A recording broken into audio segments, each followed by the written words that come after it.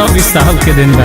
एहो बोला तू बना तारा भीमवादी कैसे मिलल तारा आजादी लेके गमछा तू मिलाया हिले बड़ा दिला बड़ी करे खुद पे घुमा। अरे तो सुनो बोला हमारे बाप या दादा के का होवे लिखल संविधान।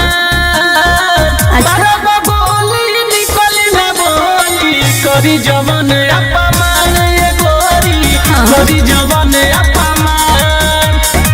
मारब गोली निकली ना बोली करी जवन अपमान ये गोरी करी जवन अपमान। हाँ ना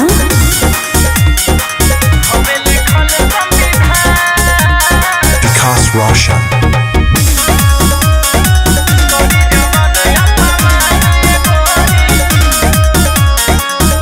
स्टोरी लगावेला रोज तू भीमराव अम्बेडकर के खुल के करेला विरोध जे मनवादी करे कटर के।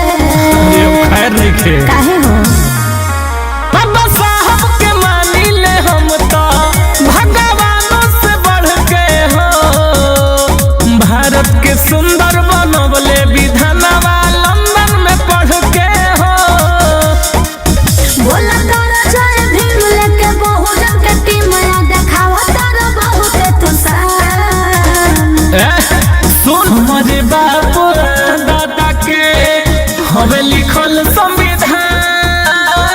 मारब गोली निकली ना बोली करी जवन अपमान ये गोरी करी जवन अपमान। मारब गोली निकली ना बोली करी जवन अपमान ये गोरी करी जवन अपमान। हवे लिखल संविधान।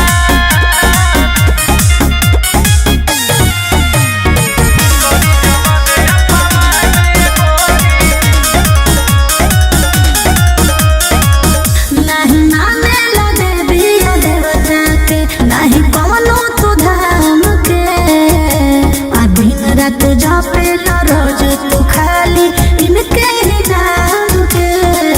हाँ तो ये हमारे भगवान मिले नारी के मान सम्मान सब साहब के देन बा। देश विदेश के सारा लोगवा इनकर फैन बा। राव मिथिलेश विकास हम करी विश्वास जाने साहेब के दुनिया जान। अच्छा हमारे बाप या दादा के हवे लिखल